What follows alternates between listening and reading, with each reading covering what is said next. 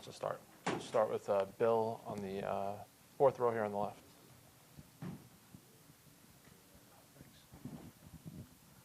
Jackson, when the Padres came to you and first mentioned the word center field, what was your first reaction? To be honest, they didn't even come and mention center field. They came and mentioned left field. So center field was kind of just one day I got thrown in the lineup in there, and then the rest is history. It kind of just happened that way. A few more for Jackson. We'll go to the back row on the. Oh, we can go to Bob, and then we'll go to the back row. Jackson, you still taking ground balls at shortstop, and you ever think that, hey, one day you may be back there? I kind of just take them there now for fun, just to keep my hands kind of smooth and, keep my footwork kind of good. But, whatever happens, happens. If they want to throw me back in the infield at any point, I'm ready. I love to do it, but at the same time, I'm also really happy where I'm at. Jesse. Jackson, we've heard Mike talk about it. I think it was when you were hurt. You'd sit with James Wood and Mike Schilt a little bit watching games. What do you remember from that? Was it in the regular season, postseason, and just kind of what your takeaway was from all that? Yeah, I think it was early 2022 season, and I had a broken wrist, so I came here and watched a couple games. But I got to sit with Mike in the stands and just kind of watch baseball and really take in baseball for what it was. I think they were playing the Marlins, and I saw Manny go deep twice, so that was pretty cool. But, just ball talk the whole game, it really opened my mind to what this game really is and how important it kind of is in my life. From what you remember, what percentage was you talking versus Mike? I think it was pretty 50-50, but I think there wasn't a single pitch in that game that we didn't pay attention to.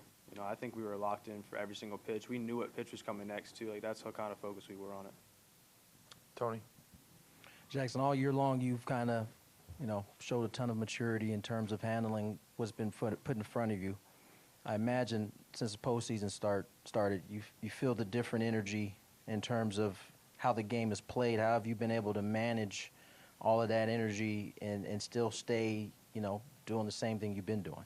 Yeah, I think the postseason energy kind of takes control of everything. I don't really think there's too many moments in the game where you have to think too much. I think your adrenaline and your heart and your desire to play the game, I think that's what really takes over. And I think that's what helpful for me. I'm here to play baseball and have fun, and I think that's the way I've gone about it the whole year and the way I've kept going about it during the postseason. Or the back row on the left. Jackson, you might have just answered that question, but you've talked all year about, playing a kid's game, having fun, and that being an approach. Has it felt any different now that you're playing in October in these big-time series, big-time environments? Yeah, it's felt even more fun than it was before. I think the amount of people that come and watch and the amount of fans we get is just, I'm super thankful to be here and, be a part of this. Come to Marty here in the middle, second row. Jackson, I know your focus is always about the game and what's in front of you, but are you at all surprised about the conversation revolving around Manny Machado trying to throw a baseball at Dave Roberts and the Dodgers? Yeah, I'm not really too concerned of what happened in the past or what happened the other day in the game. Regardless of what happened, we're here for one task and one task at hand. And Manny's been a really good leader, and he's done a really good job of really keeping us focused on that one thing. I don't think any of us think of him in a different way besides being a leader.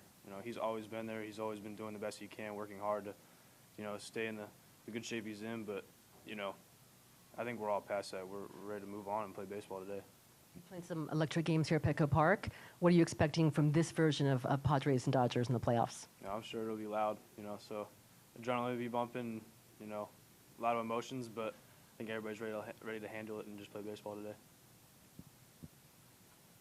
Anything else for Jackson? Oh, we got one up on the riser in the back.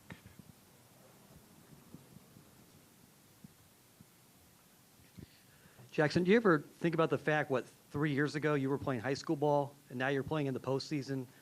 What do you attribute to the success and how successful you've been here at this level?